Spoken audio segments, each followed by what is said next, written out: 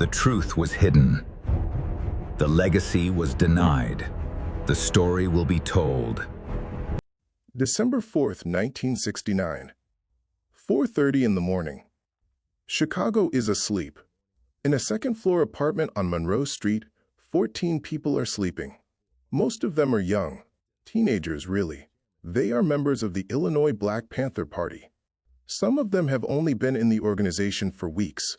Tonight, they went to sleep believing tomorrow would come. It did not come for all of them.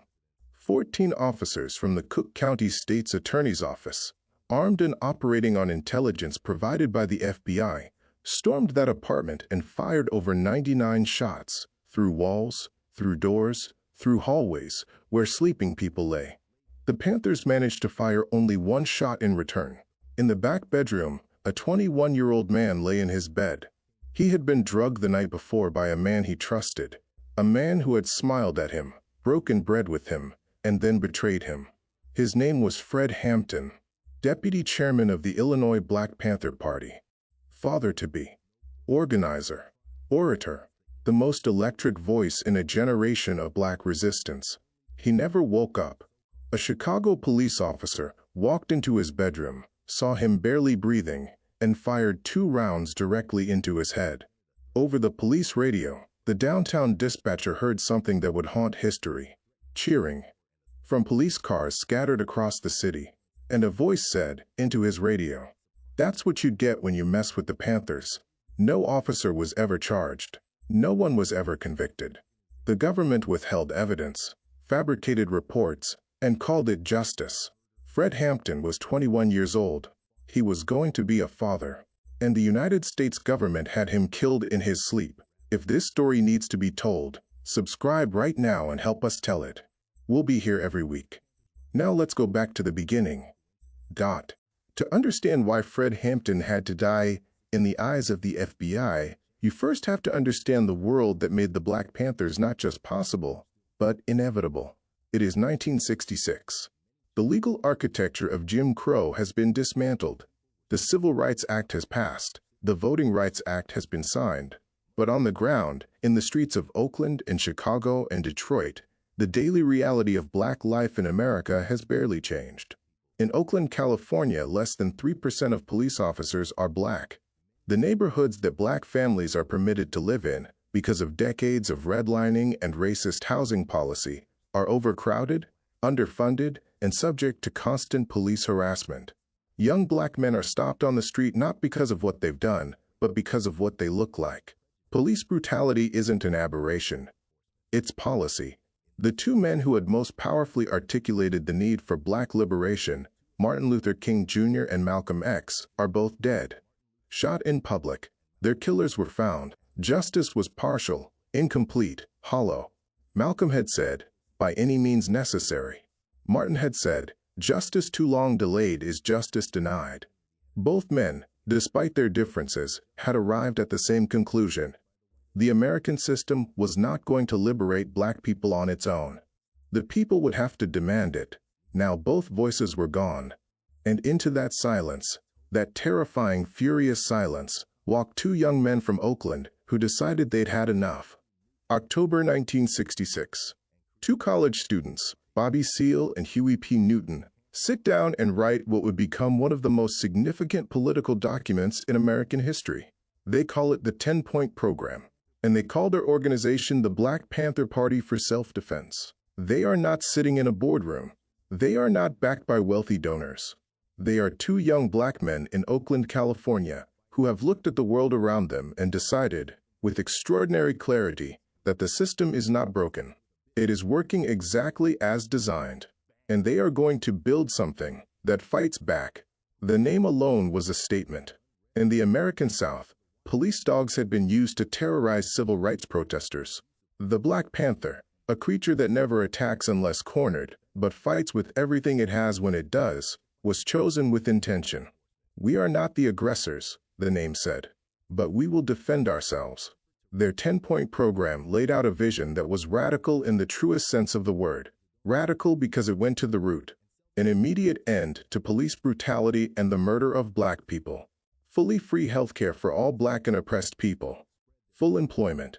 decent housing, an education that tells the truth, freedom for all Black people held in federal, state, county, and city prisons. These weren't the demands of criminals. They were the demands of human beings who had been told for 300 years that their humanity was negotiable. The Panthers needed money, and they needed weapons. And the way they got both is, by any measure, one of the most audacious fundraising strategies in the history of American activism. Huey Newton had read California Penal Code carefully and discovered that in 1966, it was entirely legal to carry a loaded firearm in public as long as it wasn't concealed.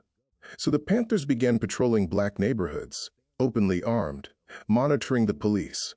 When officers stopped Black residents, Panthers would stand nearby, guns visible, law books in hand, and make clear to every officer, "We are watching you. We know the law, and we are not afraid." To fund the weapons, Newton and Seal devised a scheme both brilliant and darkly funny. They bought bulk copies of Mao Zedong's Little Red Book, a Marxist text enormously popular on California college campuses, and resold them to leftist students at triple the price. In Seal's own words, "We sell the books, make the money, buy the guns, and go on the streets with the guns. We'll protect a mother, protect a brother, and protect the community from the racist cops." California Governor Ronald Reagan, watching the Panthers' influence spread, panicked. He signed emergency legislation banning the open carry of loaded firearms. Legislation written with one specific target in mind, the Black Panther Party. The Panthers' response was extraordinary. 26 armed Panthers walked into the California State Capitol building in Sacramento to protest the bill. They stood in the gallery. They made their statement. And then they were arrested, and the footage went national. Overnight, the Black Panther Party became known across America, and applications to join skyrocketed. Here is what the FBI's files on the Black Panther Party don't want you to think about too long. Before school, in church basements and community centers across America, Black Panther volunteers were waking up at 5 in the morning to cook eggs and grits and orange juice for children who would otherwise go to school hungry. No cameras, no press releases, no government funding, just people, most of them teenagers and young adults, who had decided that if the system wasn't going to take care of their community, they would. The Free Breakfast for Children program launched in January 1969. By the end of that year, it had fed over 20,000 children across the country. 36 programs running in cities from Oakland to Chicago to Baltimore to Detroit. Children who fell through the cracks of the federal lunch program, children who came from families too poor, too unstable, too overworked to ensure a morning meal, were being seen, fed, and loved by their community. And at those breakfast tables, something else was happening. Party members were talking with these children, not indoctrinating them, talking with them. About self-worth, about Black pride, about the right to exist fully and freely in their own country. About the idea that they deserved more than what the system had given them. They were feeding children, and J. Edgar Hoover called it, in writing, the greatest threat to the internal security of the United States. Think about that for a moment. A breakfast program for hungry children was, in the words of the director of the Federal Bureau of Investigation, the greatest threat to America. Not because the food was dangerous, because the love was. A community that knows it is loved, that knows it is worth fighting for, is a community that cannot be controlled. And that terrified them. Before we continue, I need to take a moment to speak directly to you. Making this documentary takes weeks of research, late nights, and a genuine love for this community. If this story matters to you, if you believe these voices deserve to be heard, please subscribe, hit the like button, and share this video with someone who needs to see it. Every single action you take helps this story reach one more person, and that person might be the one who changes something.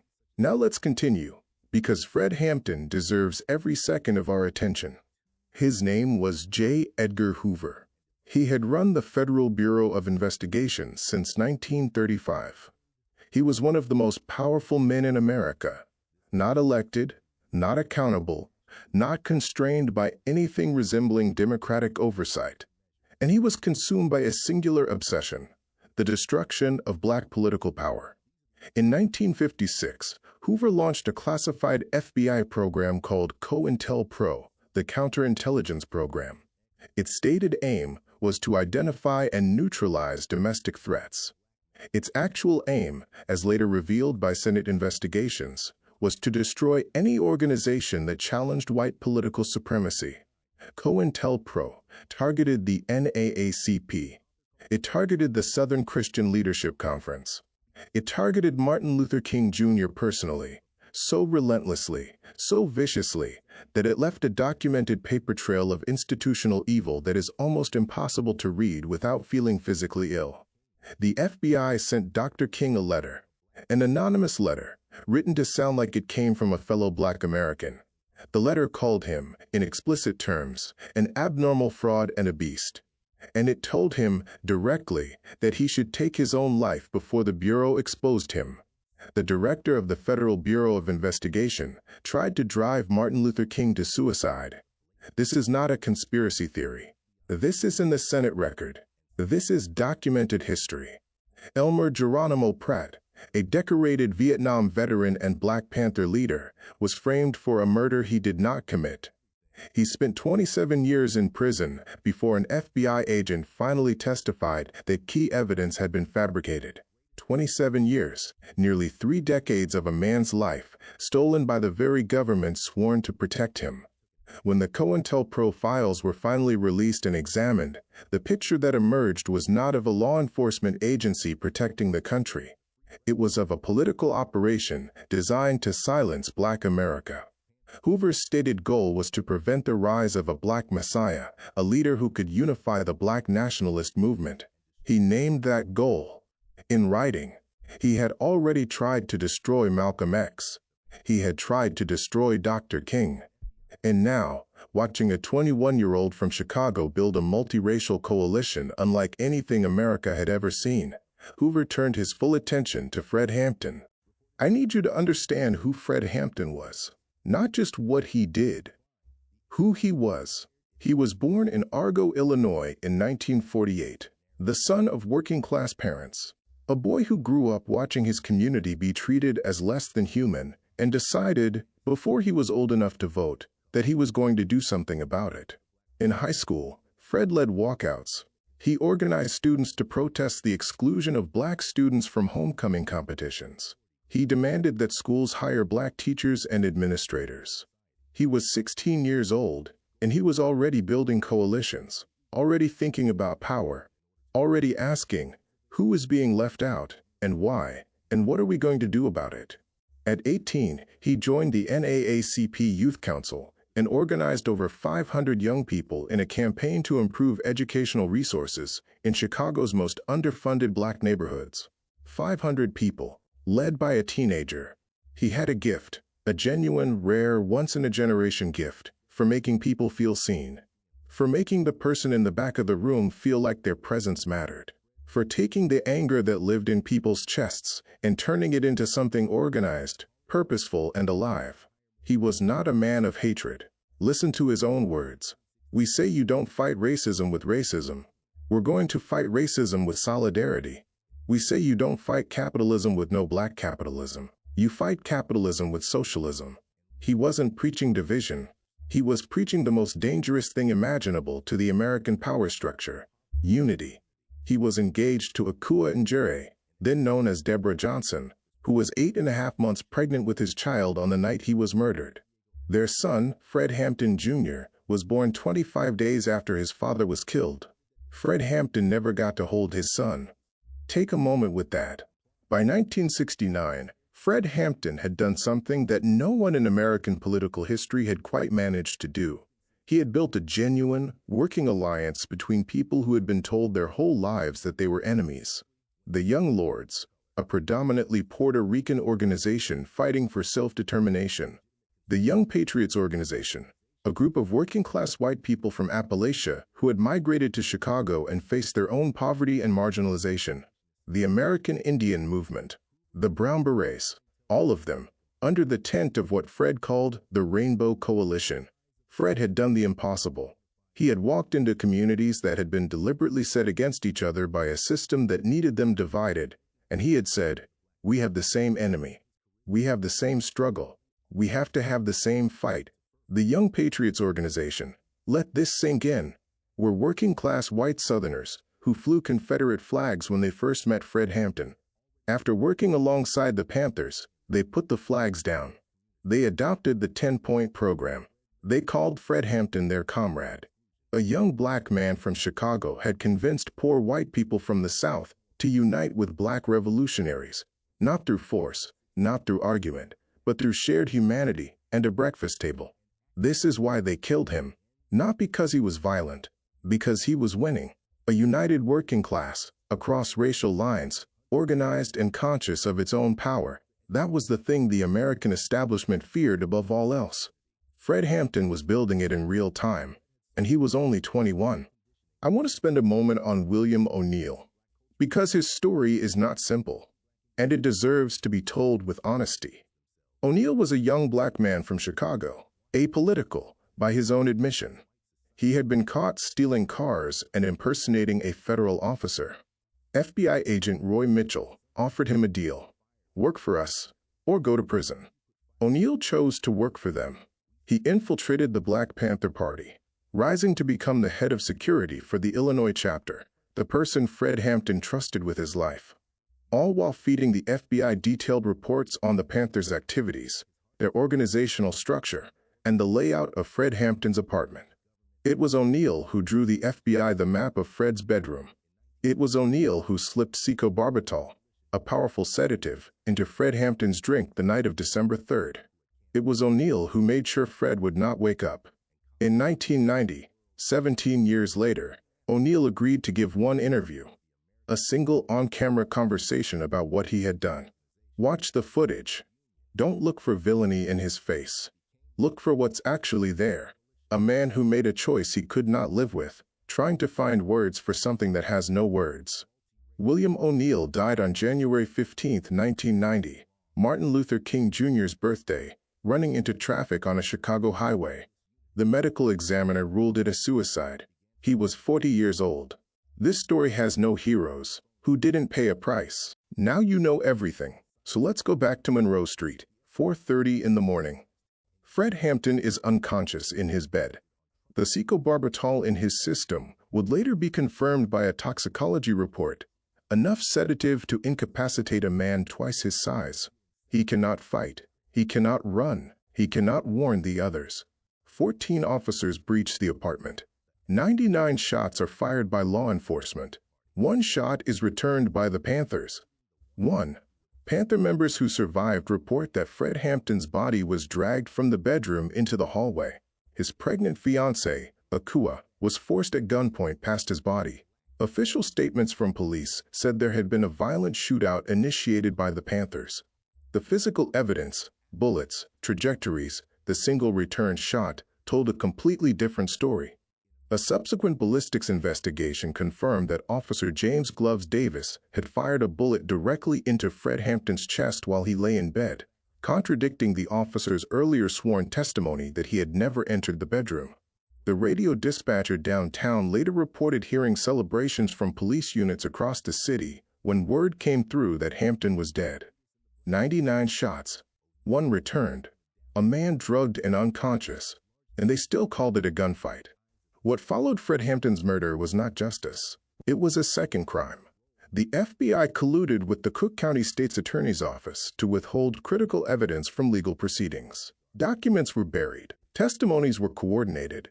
Grand jury proceedings were manipulated. 2 grand juries declined to indict any officer.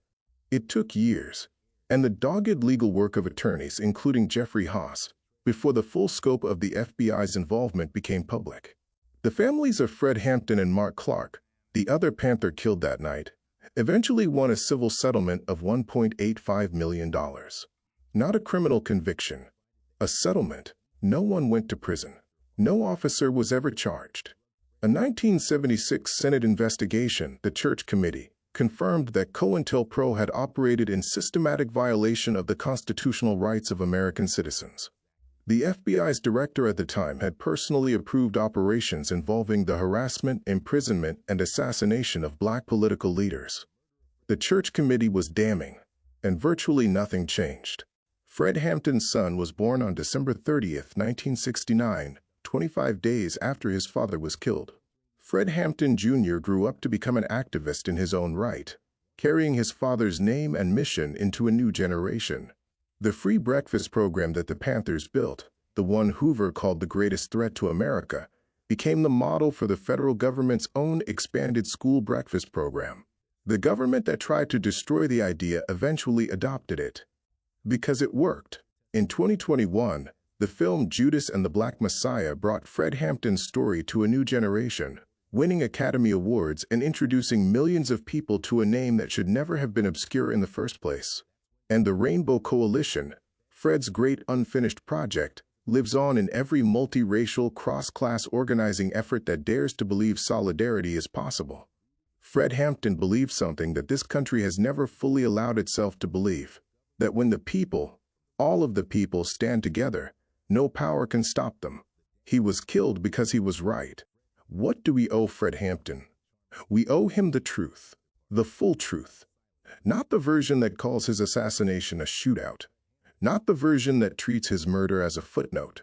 Not the version that politely avoids naming what it was. A state-sanctioned execution of a 21-year-old man whose only crime was organizing poor people across racial lines. We owe him our voices. Tell this story. Share this video. Say his name to someone who has never heard it. Say it until it becomes impossible to ignore.